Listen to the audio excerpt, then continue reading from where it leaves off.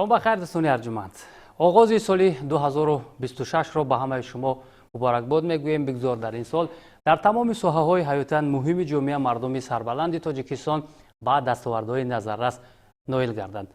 در واقع سال 2025 برای ورزش تاجیک سال خاطرمان و پربرار به حساب می رود، زیرا ورزشکاران ما در همه نمودهای ورزش انقریب توانستند که با نتیجه های نظررس نایل گردند. در سال سپری شده جودویی تاجیک در صف پیش بود و پهلوانان ما توانستند که بسیار هم نتیجه های خوب را به قید بگیرند. و دوستان ارجمند، ما امروز در استودیو مهمان داریم تیمور رحیموف، پهلوان شناخته کشور، جایزه‌دار بازی‌های المپی، دارنده نشان برنجی قهرمانی جهان، نایب قهرمان آسیا و دارنده نشان طلای گرند اسلم دوشنبه 2025. خب تیمور، خوش آمدید. بسیار شاد هستیم که امروز مهمان ما هستید و ما امروز در مورد فعالیت یک ساله شما، نتیجه هایی که در سال 2025 به دست آوردید و عموما آن تلاش، زحمت، مهنت هایی که داشتید، امروز ما البته که صحبت میکنیم. سال 2025 چه رویدادهای مهم، چه خاطرات و عموما چه لحظه های جالب تیمور رحیموف را در پی داشت؟ بله، سال 2025 یکی از سالهای باقرار برای من بود. وقتی که هر سال شروع می شود، ما قبل از شروع شدن تقویم همون رجای کاری که به مسابقه سفربر می شویم داشتیم و خوشبختانه هر یک ورزشگر آرزو میکند که پرچم جمهوری تاجیکستان را در عرصه بین المللی بلند بردارد و خوشبختانه طول چند سال اخیر می شود که من در میدانهای بلند جودوی سیر جهانی میدانداری میکنیم و خوشبختانه سال سپری شده نیست. من در چندین مسابقه های با نفوذ اشتراک کردم و همون مردم سربلند جمهوری تاجیکستان، مخلصان اشدی ورزش که همیشه پیگیری میکنند و مخلصی میکنند و میدانداری ما رو انتظار هستند، پزمان هستند و خوشبختانه سال 2025 را با یک سری بلند، با یک خاطرات نیک پس سر نمودیم.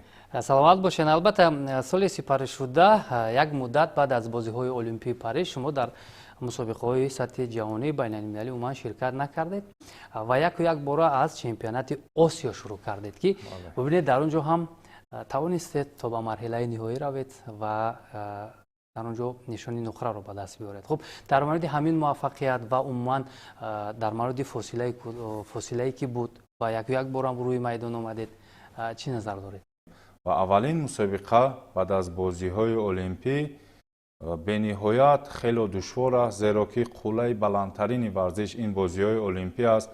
تو همون راه رو طی میکنی و از بلندی همون قله مراد نگاه میکنی که در حقیقت همین راهی که تو انتخاب کردی به نهایت برد و باخت داشت، وزبینی ها داشت و باز دوباره و وقتی به میدان وارد میشوی نقشه نو، هدف ها نو و سال نو بود و خوشبختانه در چمپیونات آسیا که در شهر بانکوک دولت تایلند برگزار گردید، اونجا خوشبختانه سفربر شدیم و رقابت ها به نهایت وزبین بود، دشوار بود، زیرا که وقتی که مدال بازی المپی رو نداری حریفان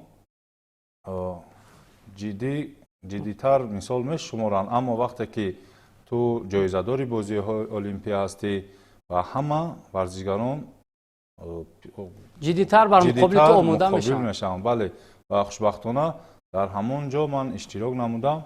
در رقابت اول به نهایت از دولت فیلیپین بود که اون را دچار شکست نموده راه یافتم به رقابت نوبتی که مرا حریف پرسخت خود ژاپنی که الکی او قهرمان ژاپن بود بین جوانان و به نهایت رقابت شدید وزبین گذشت که او را نیز پس سر نمودیم.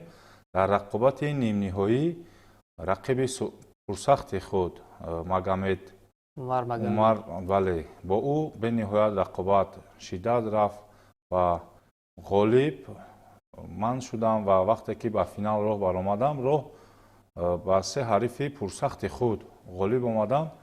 در финал рақиби кореягӣ буд, ки бениҳоят вазбин буд. Зиёда аз 155, тақрибан 160 килограмм вазн дошт, ки мо бо ӯ 4 дақиқа қуввасанҷӣ намудем ва боз дар рақобати килоӣ, яъне моро ғолиб дар вақти асосӣ муайян нагашт. рақобатҳо бениҳоят вазбин, шиддат баргузор гардид, аммо рақобатро ман бохтам ва соҳиби медали нуқраи қаҳрамонии Осиё гаштам. албатта хуб аст, чун як марҳилаи таваққуф буд ва баргаштан ба майдон ва лабханд овардан боз барои мухлисон, барои мардуми тоҷик фикр мекунам ин як нишонаи ҷасорат ва нишонаи мардонагӣ ва он қаҳрамонии ҳар як варзишгара нишон медиҳад, ки ба ростии шумо тавонистед ки дар соли 2025 аз минтақаи Осиё, ки аксар ҷудокорони бисёр пурқуввати қораи, агар гӯем кураи замин ҳам дар ин ҷо ҳастанд, иштибоҳ намекунем, натиҷа ба даст овардед. Ва фикр мекунам ки гранд-слами душанбе 2025 барои шумо арзиши олӣ дошт, чаро ки дар майдони худи буд, дар назди мухлисон буд. Мухлисон фикр мекунам ҳамагӣ мунтазир буданд аз Темур Раҳимов натиҷаи арзанда. ва билохира дар гранд-слами душанбе 2025 шумо мақоми аввалро гирифтед, нишони тиллоро ба даст овардед ва мухлисон ҳам хеле шод шудам. дар мавриди муҳимияти гранд-слами душанбе, дар мавриди ба даст овардани ин натиҷа ва таваҷҷӯҳи беандозаи мухлисон чӣ назар доред? бале, хушбахтона тӯли чанд соли охир шаҳри Душанбе мизбони мусобиқаҳои ҷудои ҷаҳонӣ баргузор шуда истодааст ва сараввал миннатдории хосаи худро ба пешвои муаззами миллат мерасонем, ки махсусан диққати он шахс ҳаст, ки варзиши тоҷик рушд карда истодааст ва бо дастгириҳои раиси маҳбуби шаҳри Душанбе муҳтарам Рустами Эмомалӣ дар якҷоягӣ бо Федератсияи ҷудои мамлакат, ки роҳбариашро муҳтарам Исмоил Маҳмадзоҳир Баҳудаҳ гирифтааст, дар якҷоягӣ ҳамин мусобиқаҳои сатҳи байналмилалиро баргузор карда истодаанд, ки мо солҳои пеш ба дигар давлатҳо рафта баромад мекардем ва орзу мекардем, ки дар пойтахти кишварамон, дар ҳамин ҷумҳуриямон мусобиқаҳо баргузор гардад. ва хушбахтона тӯли чанд сол мешавад, ки мо низ мизбони ҳамин хел мусобиқаҳо ҳастем ва соли 2025 дар шаҳри Душанбе яке аз беҳтарин, муҳимтарин рӯйдоди варзишӣ низ баргузор гардид, ки гранд-слам 2025 дар шаҳри Душанбе дигар варзишгарони тоҷик низ парчамбардори давлат шуданд ва хушбахтона ба ман низ бениҳоят як лаҳзаҳои беҳтарин низ ба ҳисоб меравад, зеро дар хонаи худ майдондорӣ намудан бениҳоят як масъулияти баланди ҳисси миллӣ низ лозим аст, ки барои муаррифии давлату миллати худ ба ту як шонсе мешавад, ки ту дар байни як толори бар ҳаво баромада майдондорӣ кунию ҳамон мухлисон ҳаст, ки варзишгар ҳаракат мекунад. ва ман низ хуб дарк мекунам вақте ки ба майдон ворид мешавам, ҳама аз ҷояш хеста қарсак мезананд, дод мезананд, мисол мухлисӣ мекунанд, ҳаяҷони худро нишон медиҳанд ва хушбахтона ин ба шумо нерӯ мебахшад. бале, ин як қувваву нерӯи зиёдтие мебахшад ва боз дар хонаи худ қуввасанҷӣ намудан бениҳоят душвор аст, зеро ки мухлисон ҳамеша тиллоро интизор ҳастанд, ки баъд аз чандин мусобиқаҳое ки хушбахтона ман иштирок мекунам, тавонистам, ки ҳамон ҳазмони интизориҳои мухлисонро бароварда кунам. бале, дар маҷмӯъ ҳамин ҳангоми рақобатҳо чӣ шуморо бештар ангеза мебахшад, бештар қувва мебахшад, бештар нерӯ мебахшад, ки сӯи муваффақият, сӯи натиҷаҳои бештар талош мекунед? бале, вақте ки ман ба майдон ворид мешавам, дар гӯшам суханҳои роҳбарияти олии мамлакат, асосгузори сулҳу ваҳдат, пешвои муаззами миллат муҳтарам Эмомалӣ Раҳмон аст, ки Темур, ту худро дар майдон танҳо ҳис макун. Дар пушти ту президенти мамлакат ва халқи тоҷдори Тоҷикистон аст, ки ҳамеша мухлисӣ мекунанд, пайгирӣ мекунанд, дуогӯ ҳастанд. ҳамин суханҳои падаронаи пешвои муаззами миллат ҳаст, ки бале ҳар як варзишгар бояд як ғурури миллӣ дошта бошад, як ҳисси баланди ватандӯстӣ дошта бошад, ки ӯ на балки як варзишгар аст, ӯ муаррифгари давлату миллати худ аст. ва вақте ки ту пирӯз мешавӣ, мегӯянд варзишгар аз давлати Тоҷикистон. ҳамин лаҳзаҳо ҳаст, ҳамин ҳаяҷонҳо ҳаст, ки мо шабу рӯз чӣ дар зимистон бошад, чӣ дар тобистон бошад, дар ҳама лаҳзаҳои мушкил, бале лаҳзаҳо бениҳоят тамрин намудан ин худ як қаҳрамонист. ва вақте ки бо ҳамаи ин пушти сар мекунӣ ба майдон ворид мешавӣ, ҳадаф як аст: муаррифии давлат ва баланд бардоштани парчами Тоҷикистон аст, ки бевосита бемухлис варзиш пеш намеравад. ва ман дар чанд суханронии худ гуфтам, ки мухлисони варзиши тоҷик дар ҷои аввал ҳастанд ва ҳамеша онҳо як нерӯи зиёдие мебахшанд, ки бо як ҳисси баланд ба майдон ворид мешавию ҳаракат мекунӣ, ки ғолибиятро ба даст биёрӣ. бале, албатта бисёр хуб аст Темур. бубинед, ҳама варзишгарони Тоҷикистон барои мухлисон, барои мардуми тоҷик азиз ҳастанд, воқеан ҳам ҳама эҳтиром мекунанд. ва он натиҷаҳое ки шумо нишон додед, бубинед 5 соли охир пайҳам дар қатори беҳтаринҳо ҷо гирифтан, махсусан 2 сол рақами аввали ҷаҳон будан, ин хеле як масъулияти бузург ва меҳнати зиёдро талаб мекунад, ки ин чиз ҳам метавонад ба нуфузи кишвари мо дар асаи ҷаҳон таъсир расонад. хуб, бубинед, дар мавриди чемпионати ҷаҳон ҳарф мезанем. баъд аз силсила нокомиҳое ки наздик ба медал будед, билохира ҳамин қолаб шикаста шуд. соли 2018 мақоми ҳафтум, 2022 мақоми панҷум, 2023 мақоми панҷум, 2024 мақоми ҳафтум ва 2025 билохира орзуҳо амалӣ гашт, орзуҳои Темур Раҳимов ва тамоми мардуми Тоҷикистон, ва шумо тавонистед ки соҳиби нишони биринҷии чемпионати ҷаҳон шавед. вале ҳамагӣ 11 ё 8 сония боқӣ монда буд, ки ҳамин нишони биринҷӣ ҳам аз даст равад. вале ҳамон лаҳза ки какаури ушанги аз шумо бо як вазари пешсаф буд, дар кӯтоҳтарин фурсат шумо тавонистед ки куллан натиҷаро дигар кунед ва медали биринҷиро ба даст биёред.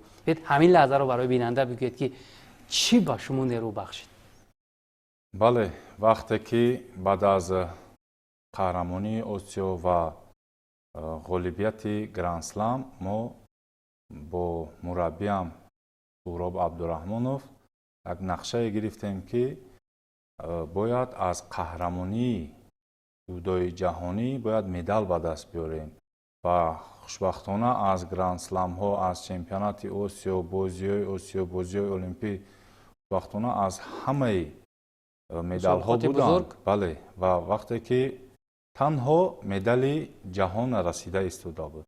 ва хушбахтона як тайёрии ҷиддие дидем ва дар ноҳияи рӯдакӣ машқҳои дастаҷамӣ, ки бо иштироки беҳтарин варзишгарони бонангуномуси Тоҷикистон, ки якҷо шудем, сарҷамъ шудем ва хушбахтона боварӣ буд, ки ман ушангиро мағлуб мекунам, аммо ушанги низ ушанги пешина набуд. ва вақте ки ман бо ӯ қабл аз ин 2 маротиба қуввасанҷӣ намуда будам, пирӯзӣ ба даст оварда будаму, аммо тайёрии ҷиддии ӯ бениҳоят фарқкунанда буд. ва хушбахтона рақобат, ман низ вақте ки қуръакашӣ оғоз шуд дар қаҳрамонии ҷаҳон, бениҳоят як рақобатҳо вазбин буд, зеро ки дар даври аввал тоза қаҳрамони Осиё, ҳарифи кореягии ман буд, ки бениҳоят бо ӯ низ вазбин душвор буд. аммо ҳамон мураббиам, ки тактикаро ба ман хубтар, ҷиддитар фаҳмондак, ман ҳамон усулеро ки пештар намекардам, камтарак тезтар фаъол будам ва бо шидо ӯро мағлуб намудам. ба даври дигар роҳ рафтам, ки дар даври дуюм ҳарифе ки аз Австрия буд, бениҳоят ҷавон буд, варзишгари ояндадор аст. Ӯро низ мағлуб намудам дар даври якчорфинал. Гӯем ҳарифи пурсахти худ аз Монголия буд, ки бениҳоят Муғулистон, бале. Ва ҳамон низ ман бо як вазари як юко рақобатро бой дода истода будам ва хушбахтона бо як ҳисси баланд рақобатро бар фоидаи худ намудам. Дар рақобати нимниҳоӣ аз Тасоиф Инал бо як вазари мағлуб шудам ва рақобат барои ҷои сеюм низ бениҳоят аз финал беҳтар буд, барое ки ин ҳамон талошу меҳнатҳои чандинсола дар ҳамин ҷо ҳал мешуд. Бале, вақте ки мардуми сарбаланди ҷумҳурии Тоҷикистон пайгирӣ ҳастанд, мухлис ҳастанд ва вақте ки онҳо интизори медал ҳастанд, ту бо на балки барои худ, балки барои тамоми мардум қуввасанҷӣ мекунӣ ки вақте ки дар ту берун аз кишвар ҳастӣ, мухлисон бениҳоят кам ҳастанд.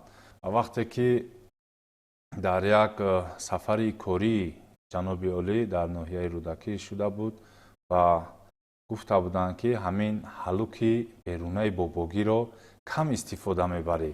Ва ҳамин лаҳзаҳо низ бениҳоят душвор, ҳамин бояд як кор кунӣ ки ғолиб шавӣ. Ва ҳамин садоҳо дар гӯши ман омадану ман ҳамин усулро кам истифода мебарам. ҳалуки берунаро. Бале, вақте ки ман ҳамон гӯем вақте қуввасанҷӣ шар шуд, ҳамин зиёда аз 15-16 сония монда буд ки ин бениҳоят кам аст. Лаҳзаи кӯтоҳ аст ки дар вазни сангинвазн ӯро қапида бурда ба тахтапӯш ғалтондан, ин бениҳоят кори қавӣ аст, иродаи қавӣ дар кор, асаби ором дар кор ки бояд ту тамоми нерӯи худро ҷамъ кунӣ ва мағлуб кунӣ ҳарифи худро. Ва сонияҳо низ бениҳоят кам, 14, 13, 12, ҳамин хел ки ман ҳамон ҳалукро почамро дароз кардам, ҳалукро иҷро намудам ва хушбахтона дар ҳамон 8 сония ӯ ба тахтапӯш афтиду дидам ки довар ипон баҳогузорӣ кард. Бениҳоят ман хурсанд шудам ва фикр мекунам ҳамон мардум низ пазмон буданд ки аз ҳамин хел мусобиқаҳо медал ба даст биёрем ва хушбахтона тамоми ҳамон медалҳои ҷудои ҷаҳониро ман ба даст гирифтам. вале бисёр албатта лаҳзаи ҳассос буд вақте як орзуи деринтизор амалӣ мешавад ва як натиҷаи дигар дар корнома ба даст меорад. Ин фикр мекунам барои ҳар варзишгар ин як рӯҳияи дигар мебахшад. хуб, албатта натиҷаҳо барои Темур Раҳимов бинандаи азиз дар соли 2025 нуқтаи ниҳоияш бозиҳои ҳамбастагии исломӣ буд, шашумин бозиҳои ҳамбастагии исломӣ ва дар ин мусобиқот ҳам Темур Раҳимов бори аввал ширкат кард ва бо дастовез ба ватан баргашт. Соҳиби нишони нуқраи бозиҳои исломӣ гардидан, фикр мекунам дар аввалин иштирок барои шумо натиҷаи хуб ҳам ҳаст. Вале биед дар ин мавридам мухтасар суҳбат мекунем ки андаке дигар боқӣ монда буд то медали тилло. чӣ назар доред шумо? бозиҳои исломӣ низ ҳамин худи бозиҳо яке аз муҳимтарин рӯйдодҳо ба ҳисоб меравад, зеро ки бозиҳо дар 4 сол як маротиба баргузор мегардад ва хушбахтона ман бори аввал мешавад ки дар бозиҳои ҳамбастагии исломӣ иштирок намудам. фикр мекунам то 10 рӯз мондан ба мусобиқа ман осеб бардоштам дар машқҳои дастаҷамӣ ки дар ноҳияи Рӯдакӣ баргузор мегардид. як осебе гирифтам ва ҳамаи ин суханҳо мисол онро нишон намедиҳад ки ман мисол медали нуқра ба даст овардам, аммо дар рақобати финалӣ ҳамин чиз каме ба шумо халал расонд. бале, халал расонд ва вақте ки бо Музаффарбек Турабоев ки бо ҳам دوست هستیم و هم رقیب هستیم که ما با او در گراند سلمی دوشنبه رقابت نموده بودم که من غالبیت رو به دست آورده بودم. اما این ورزش است، برد و باخت دارد. اون یک اصولی که او اجرا میکند همان اصول رو در سرشوی رقابت اجرا نمود و یک خال رو به دست آورد و رقابت همون گویم تاکتیکایی که برگزار بود عموما سطح دیگر رو گرفت و خیلی حرکت کردیم اما وقت بسندگی نکرد که من او رو مغلوب نمایم و مدال طلا رو به دست بیارم. بله. خب شما اوسیب گفتید، از کجا اوسیب گرفتید؟ اوسیب همین زانویم که خیلی شد، همون چخیل گویم قبل از بازی‌های المپی نیز در بازی‌های آسیایی که در کیتوی برگزار گردیده بود در همونجا نیز من اوسیب برداشته بودم. خیلی زیاده از 8 ماه تنفس گرفته بودم، زیاده از 10 مسابقه من سفربر نشده بودم. همون اوسیب از حسابی که وزمین است کمترک زود برقرار نمیشود. زود برقرار نمیشود. بله. حالا خوب است. بله. باور دارم که سال جاری مسابقاتی که انتظار است شما رو با سر بلند رفته شرکت میکنید و نتیجه خوب رو به دست میارید. خب اکنون تیمور ما اینجا یک چند سوال های کوتاه داریم که به این سوال ها شما باید زود جواب دهید. آماده هستید؟ بله. خب شروع میکنیم. پیش از مسابقه آرام میشوید یا هیجان دارید؟ آرام میشوم. خب باخت شما رو قوی تر کرد یا غلبه؟ باخت. خب پس از هر پیروزی اولین شده با کی زنگ میزنید؟ با مادرم، با برادرم. خب یک سخن مربی که همیشه در خاطر شما است. مربی فقط میگوید که برای تمام نیرو و قوت خود را در همین میدان نشان بده تا اینکه بعد از رقابت پشیمان نشوی. بله. قوه یا تکنیکا؟ برای تکنیکای خوب قوه نیز لازم است. باخت درس است یا ضربه؟ باخت این درس میباشد. بله. روز استراحتی یا مشق علاوگی؟ میکنم مشق علاوگی. بله. کدام حسیات سخت‌تر است؟ باخت در فینال یا باخت در آغاز مسابقه؟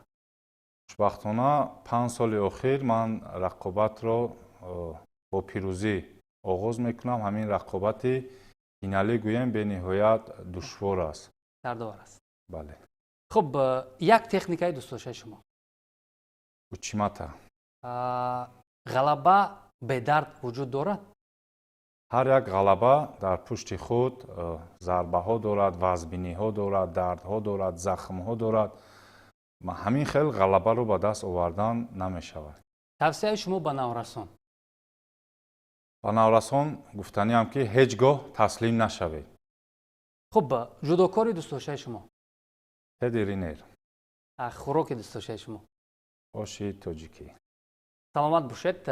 دوستان عزیز، تیمور رحیموف در مکتب ورزشی ذخیره المپی ناحیه رودکی به حیث دیرکتور شده کار میکنند، ولی شاید اکثر بیننده ها از این آگاه نیستند. بعد اکنون در این مورد صحبت میکنیم.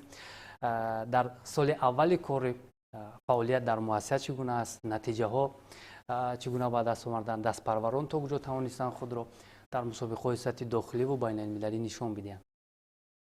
خوشبختانه وقتی که از ماه مارت من به حیث دیرکتوری مؤسسه مکتب ورزشی ذخیره المپی ناحیه رودکی کار و فعالیت میکنم. راهبریت شده کار کردن به نهایت دشوار است و وقتی که در تو باید نسل نورس را، نسل آینده کشور را باید در راهی راست، در راهی وطن دوستی، در راهی پرچم برداری باید تربیت نمایی، آماده کنی و مکتب ما نیز مکتب ذخیره های المپی است که یعنی نسل آینده کشور و نسل نورسان را باید همون مکتبی هست که باید آماده کنیم به بازی های المپی.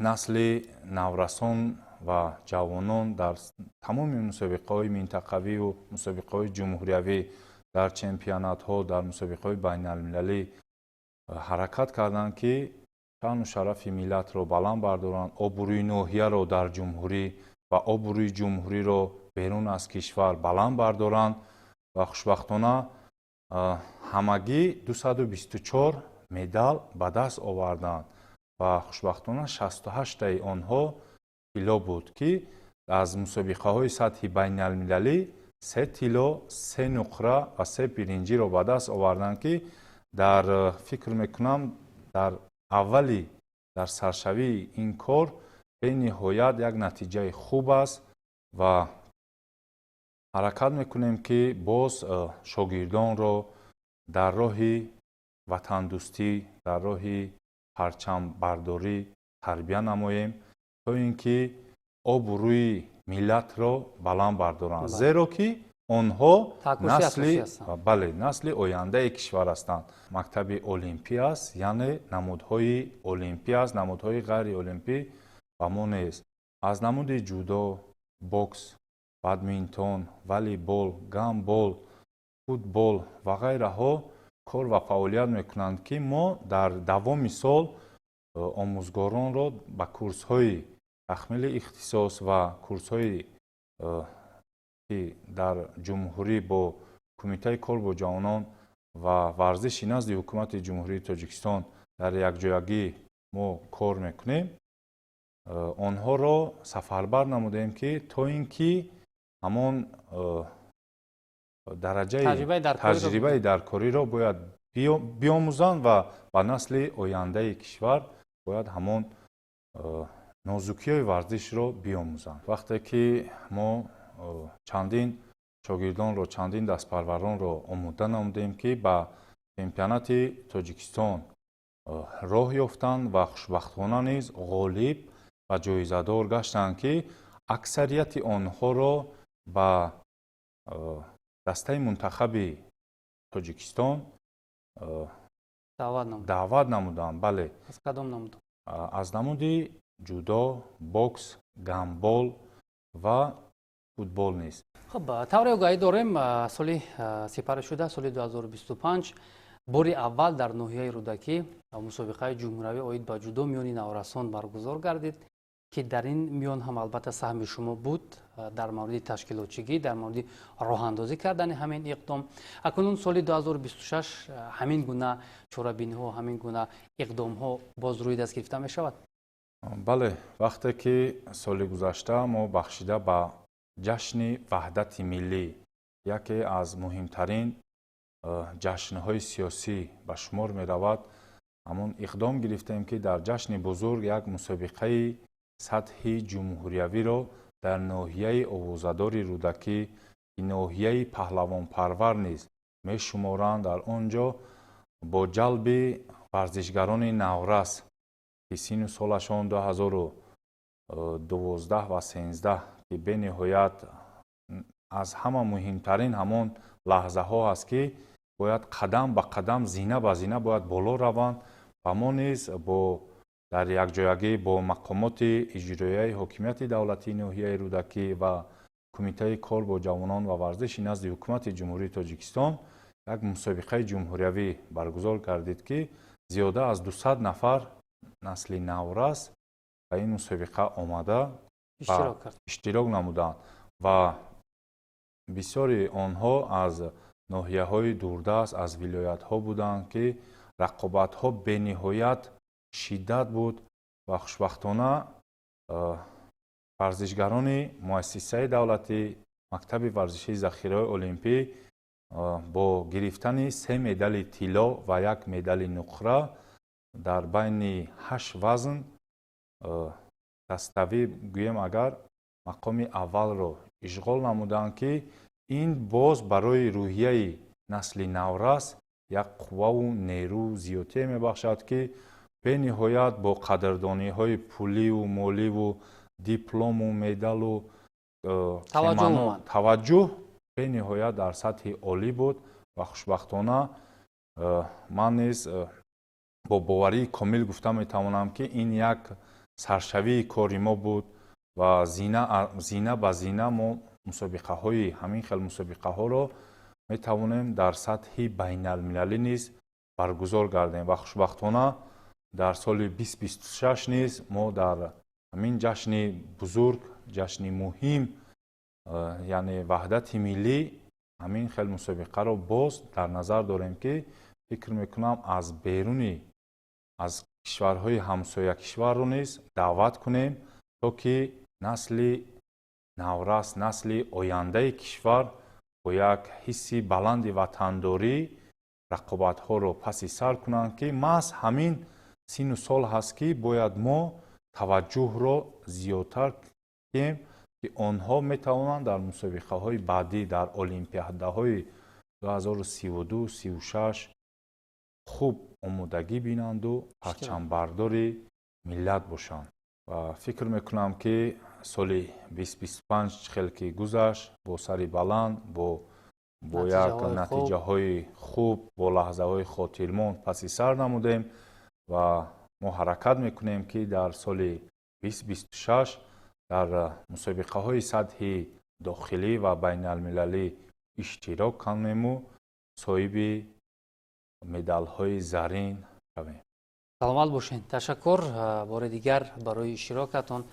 دوستان عزیز، یادآور میشویم که امروز ما صحبت داشتیم با تیمور رحیموف، پهلوان شناخته کشور، جایزه‌دار بازی‌های المپی، جایزه‌دار چمپیونات جهان و دیگر مسابقات سطح بانفوذ که در مورد نتایج یک ساله ایشان و فعالیت مؤسسه دولتی مکتب ذخیره المپی ناحیه رودکی صحبت کردیم و اینجا البته برنامه ما هم به پایان میرسد. با امید پیروزی های ورزشکاران تاجیک، با امید دستاوردهای بزرگ و تاریخی اینجا برنامه خود را به انجام میرسانیم. خیر، تا دیدارهای نوبتی.